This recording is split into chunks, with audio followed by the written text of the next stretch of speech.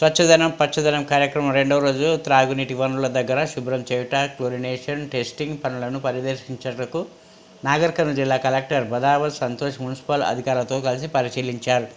స్వచ్ఛమైన మిషన్ భగీరథ త్రాగునీటిని పట్టణంలోని ప్రతి ఇంటికి చేరే విధంగా జాగ్రత్తలు తీసుకోవాలని నాగర్ కర్నూలు జిల్లా కలెక్టర్ బదావత్ సంతోష్ అధికారులను ఆదేశించారు.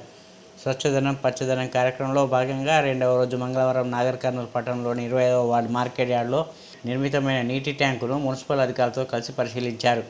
ట్యాంక్ ఎక్కి పరిశీలించిన కలెక్టర్ నీటి క్లోరినేషన్ శాతం, నీటి స్వచ్ఛత విలువను పరిశీలించారు.